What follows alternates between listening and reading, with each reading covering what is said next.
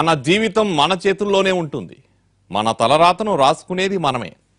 మనం తీసుకునే నిర్ణయాలు, చేసే పనులే మన భవిష్యత్తును నిర్దేశిస్తాయి.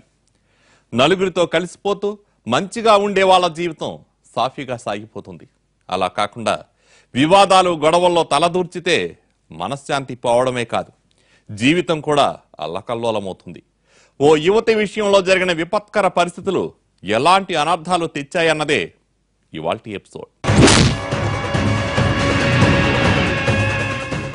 ప్రేమించిన ప్రతివాడు ప్రేమికుడైపోడు. ప్రేమ పేరుతో శాడిజం చూపించే వాళ్ళు ఉంటారు. ఎమోషనల్ బ్లాక్మెయిల్ చేసే వాళ్లతో ప్రమాదమే. ఈ కథలో అదే జరిగింది. ఎవరు ఎవరిని ఇబ్బంది పెట్టారు, చివరికి ఏమైంది?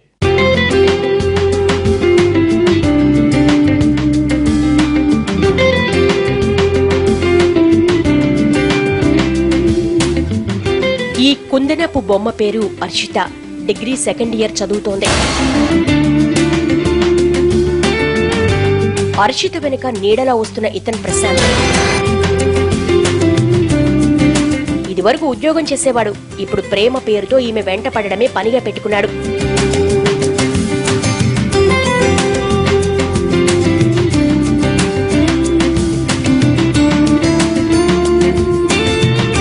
ఆ రోజు ఆమెను అడ్డుకున్న ప్రశాంత్, అర్షి ప్లీజ్ ఆగు, ఒక్క మాట నన్ను చెప్పని, నువ్వంటే ప్రాణంగా ప్రేమించాను.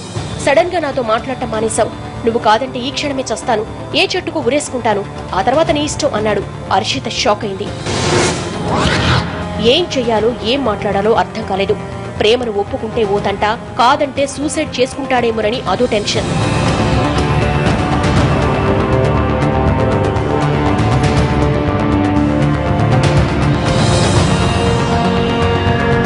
ఏంటి ఆలోచిస్తున్నావు? అర్థమైందిలే, అందుకే నేను చస్తాననగానే ఆగిపోయావు. అమ్మాయివి, అంతకంటే ఏం చెబుతావులే, నా బుజ్జి అర్షి నాకే సొంతం అంటూ వెళ్ళిపోయాడు.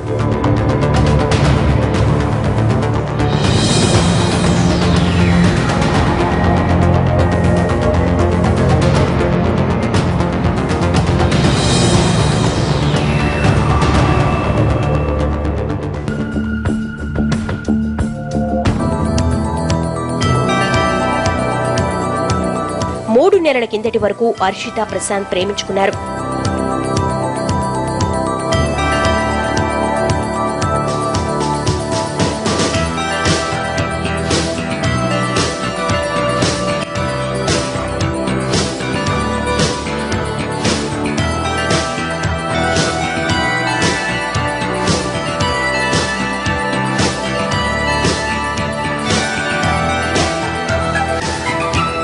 ప్రశాంత్ ఉద్యోగం మానేసిన విషయం తెలుసుకున్న అర్షిత ఎందుకని ప్రశ్నించింది.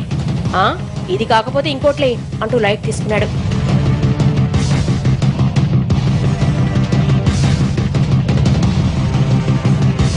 నీకు లైఫ్ లో సీరియస్నెస్ లేదా అని అడగ్గా ఇప్పుడేమైపోయిందని అంటూ చిరాకు పడ్డాడు ప్రశాంత్. అంతే, ఇద్దరి మధ్య తేడా వచ్చింది. ప్రశాంత్ కు గుడ్ బై చెప్పింది.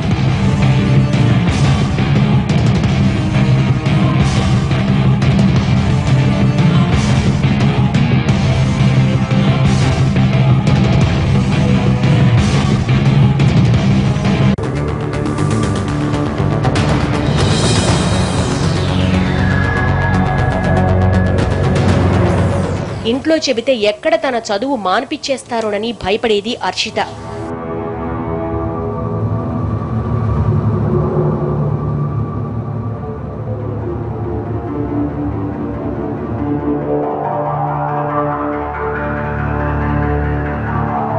పదే పదే ఎమోషనల్ బ్లాక్మెయిల్ చేస్తుంటే ఏ అమ్మాయి మాత్రం ఎంతకాలం సహిస్తుంది? కాలేజీ మాన్పించినా పర్వాలేదు, విషయం అమ్మా నాన్నలకు చెప్పాల్సిందే అనుకుంది అర్షిత.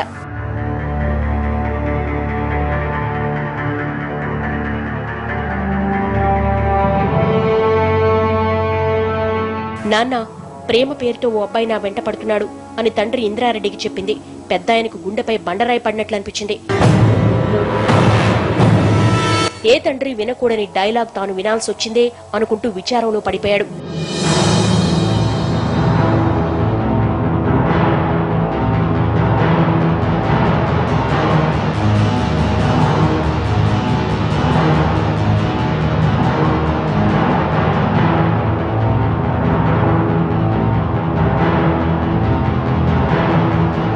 మధ్యలో కల్పించుకున్న హర్షిత తల్లి సుజాత, ఆ అబ్బాయికి ఒకసారి చెప్పి చూడండి అంది.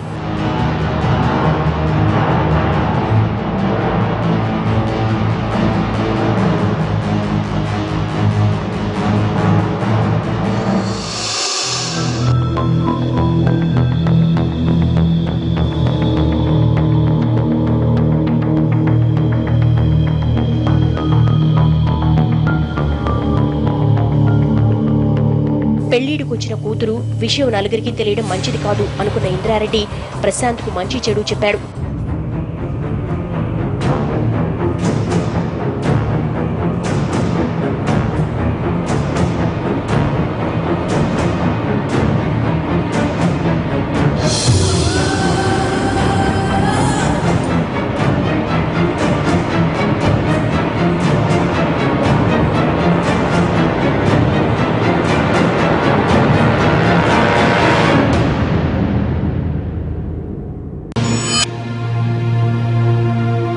మర్నాడు కాలేజీ నుంచి ఇంటికెళ్తున్న హర్షితను అడ్డుకున్నాడు.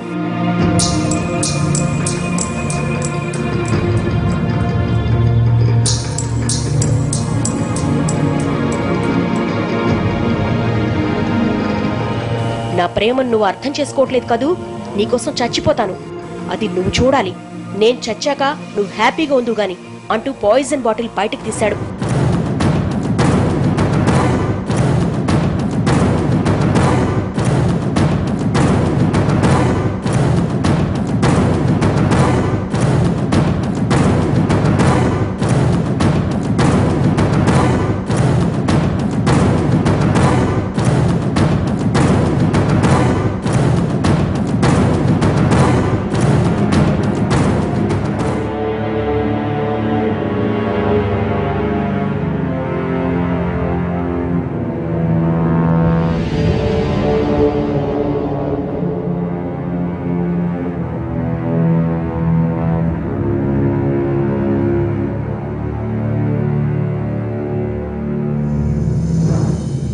ఇన్నాళ్ళు హర్షిత వెంటపడి ఏడిపించిన వాడు ఇప్పుడెందుకు సూసైడ్ చేసుకున్నాడు?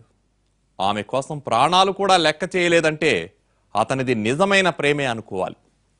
కళ్ల ముందే ప్రశాంత్ చనిపోతుంటే ఆశ్చర్యంగా చూస్తూ ఉండిపోయిందే తప్ప అడ్డుకునే ప్రయత్నాలేవీ చేయలేదు హర్షిత. కనీసం చుట్టుపక్కల వాళ్ళను కూడా పిలవలేదు. ఇప్పుడు ఆమె పరిస్థితి ఏంటి? ఈ కథ ఏ మలుపు తిరిగింది?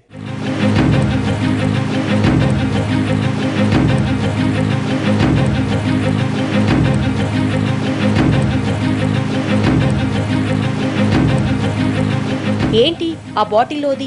నిజంగానే పాయిజన్ అనుకున్నావా? అంత లేదు, ఇది షుగర్. నువ్వెలా రియాక్ట్ అవుతావో చూద్దామని ఇలా చేశా. నువ్వు నన్ను ప్రేమించకపోతే మాత్రం నిజంగానే చస్తా అంటూ ఎమోషనల్ బ్లాక్మెయిల్ చేశాడు.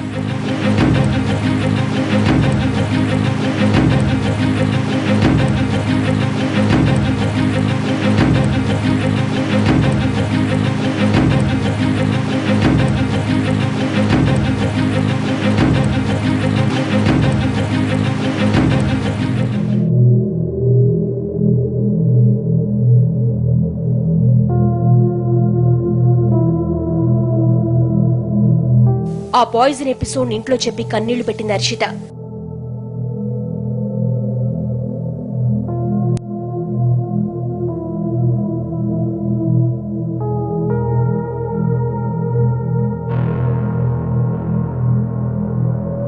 చదువంటే ప్రాణంగా భావించే హర్షితను కాలేజీ మాన్పించడం కరెక్ట్ కాదనుకున్నారు వాళ్ళు.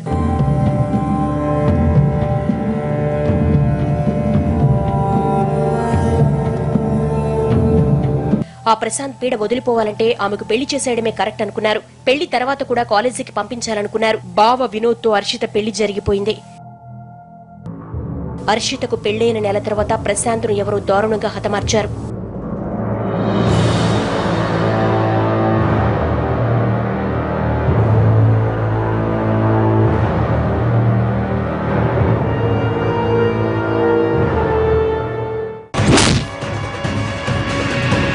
పేరులో ప్రశాంతత ఉన్న మనిషిలో లేదు. హర్షితకు ఎంతలా నరకం చూపించాడో మనకు తెలుసు. ఆమెను అంతలా బాధ పెట్టడమే అతనికి శాపమైందా? ప్రశాంత్ను చంపిన హంతకులెవరు?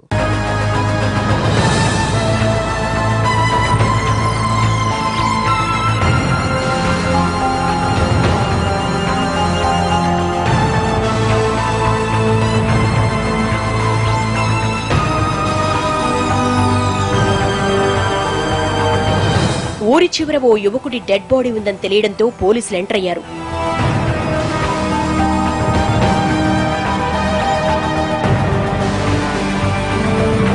కత్తులతో దాడి చేసి చంపినట్లు శవాన్ని చూస్తే అర్థమైంది.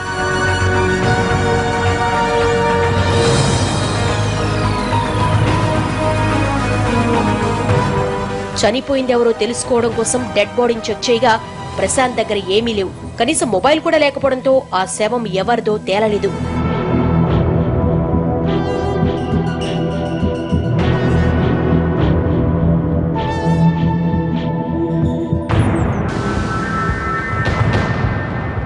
ప్రశాంత్ డెడ్ బాడీని పోస్ట్ మార్టంకు తరలించిన పోలీసులు అతనికి సంబంధించి ఎవరూ మిస్సింగ్ కంప్లైంట్ ఇవ్వకపోవడంతో పోలీసులు ఎంక్వైరీ మొదలుపెట్టారు.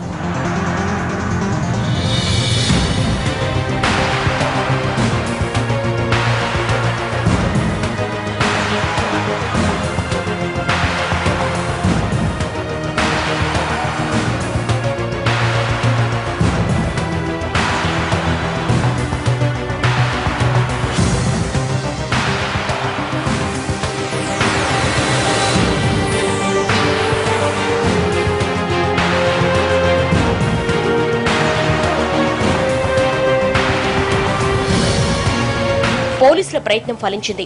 ఒకతను అతన్ని గుర్తుపట్టాడు. వేములవాడకు చెందిన ప్రశాంత్ ఉద్యోగ ప్రయత్నాల్లో తిరుగుతున్నాడని, ఓసారి ఇంటర్వ్యూలో ఇద్దరం కలిశామని చెప్పాడు. అతడి మొబైల్ నంబర్ పోలీసులకిచ్చాడు.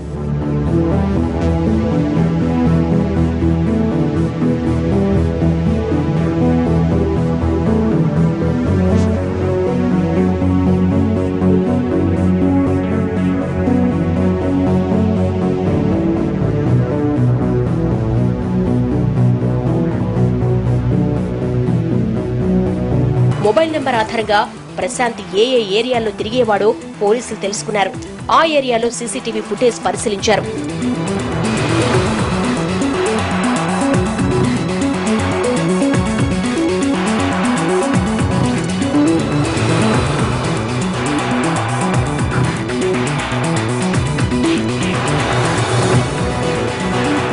ప్రశాంత్ ఓ అమ్మాయి వెంట తిరుగుతున్నట్లు పోలీసులకు అర్థమైంది. ఆమె దగ్గర బుక్స్ ఉండడంతో కాలేజీలో చదువుతూ ఉండవచ్చని అంచనాకొచ్చారు.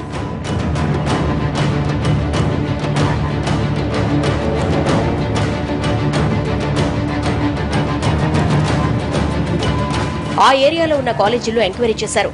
హర్షిత ఏ కాలేజీలో చదువుతోందో తెలిసింది. ఆమె అడ్రస్ చిక్కింది.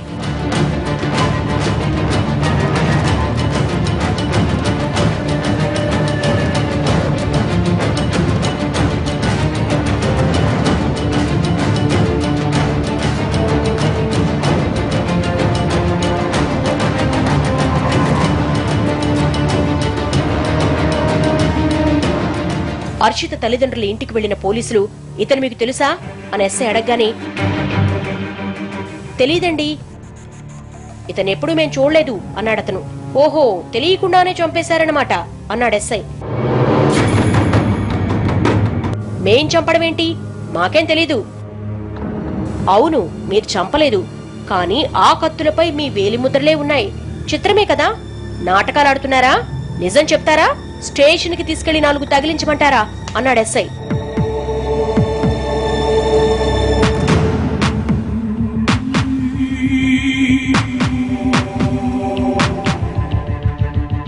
అప్పటి వరకు కాదంటూ వచ్చిన ఇంద్రారెడ్డి నిజం ఒప్పుకున్నాడు. తనే ప్రశాంత్ను చంపేసినట్లు అంగీకరించాడు. ప్రశాంత్ను ఎందుకు చంపాడు? కూతురికి పెళ్లి చేసిన అతను హత్యా నేరానికి ఎందుకు పాల్పడ్డాడు? పెళ్లైన నెల రోజుల్లో ఏం జరిగింది?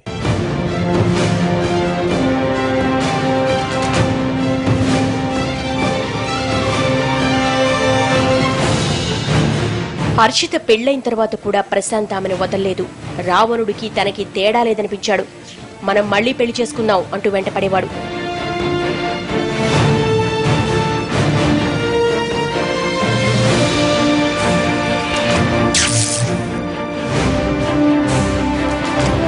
ప్రశాంత్ వ్యవహారం హర్షిత వినోదుల కొత్త కాపురంలో చిచ్చుపెట్టింది.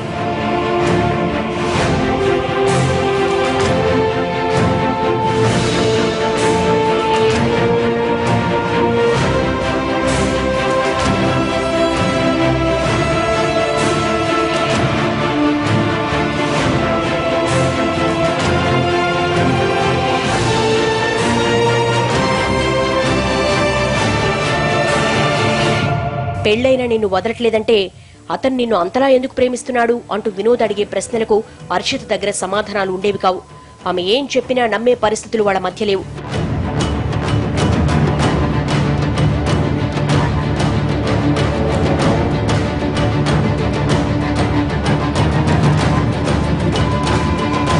పెళ్లైన 2 వారాలకే వాళ్ల కాపురంలో చిచ్చురేగినట్లయింది. ఏ ఇల్లాలకి రాకూడదని దయనీయ పరిస్థితి ఆమెది. తన కష్టాన్ని తల్లిదండ్రులతో చెప్పుకొని కన్నీటి సాగరంలో శిలైపోయింది హర్షిత.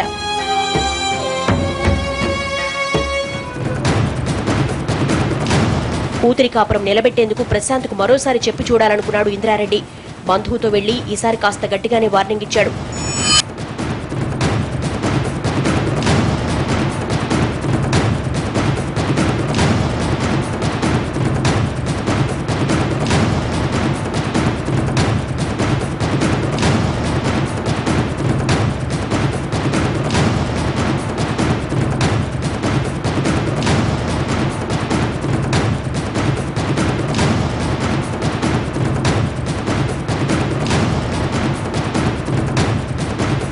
ఇంత చేసినా ప్రశాంత్లో మార్పు రాలేదు. మళ్లీ అదే సీన్.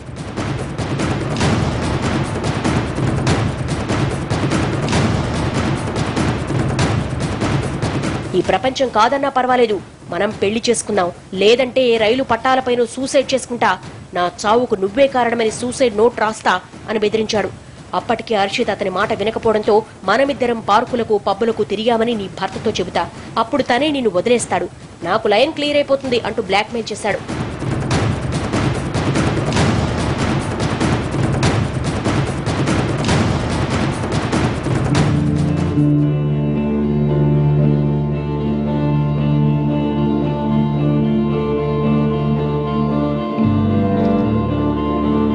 హర్షిత పరిస్థితి చూసి తల్లిదండ్రులకు భయం వేసింది. ఎక్కడ ఏ అఘాయిత్యం చేసుకుంటుందోనని టెన్షన్ పడ్డారు.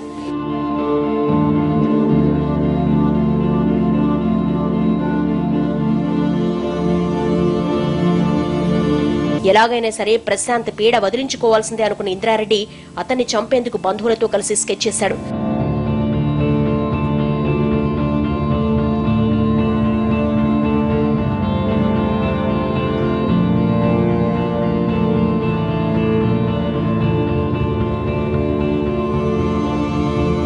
ప్లాన్ ప్రకారం హర్షిత రాసినట్లుగా ఓ లెటర్ రాసి అది ప్రశాంత్ కు చేరేలా చేశారు.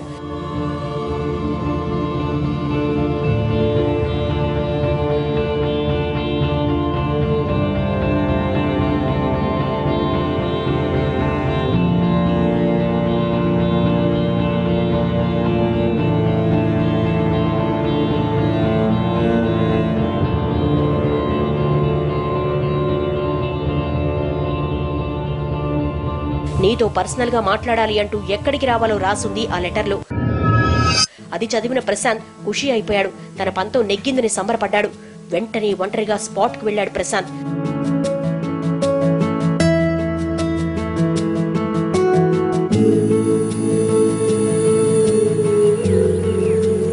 అక్కడ హర్షిత కనిపించలేదు. ప్రశాంత్ కోసమే ఎదురు చూస్తున్న ఇంద్రారెడ్డి అతని బంధువులు ప్రశాంత్ ను టార్గెట్ చేశారు.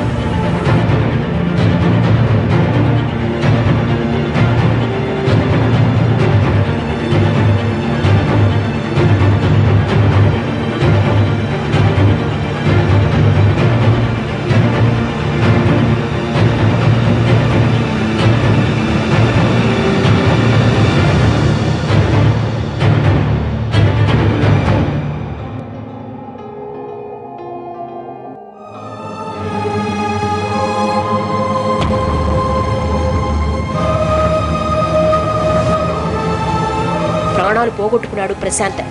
చేసిన నేరాన్ని ఒప్పుకోవడంతో ఇంద్రారెడ్డిని అరెస్టు చేశారు ఎస్ఐ. తర్వాత ఆయన బంధువులు కూడా పట్టుకున్నారు.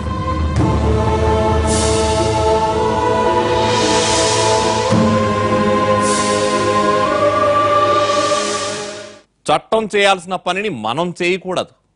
ప్రశాంత్ను శిక్షించే పనిని చట్టానికే వదిలేసుంటే హర్షిత ఫ్యామిలీ ఎంతో ఆనందంగా ఉండేది. న్యాయ వ్యవస్థపై నమ్మకం లేకపోవడం, వెంటనే పని జరిగిపోవాలన్న ఆలోచన కలిసి ఓ నేరం చేసేందుకు ప్రేరేపించాయి. ఫలితంగా పెద్దాయన జీవితం జైలు పాలైంది. హర్షిత ఏమాత్రం హర్షించే ఘటన కాదిది. తండ్రి జైలుకెళ్లాడన్న బాధ ఆమెను జీవితాంతం వెంటాడుతూనే ఉంటుంది. ఇది ఇవాల్టి ఎపిసోడ్.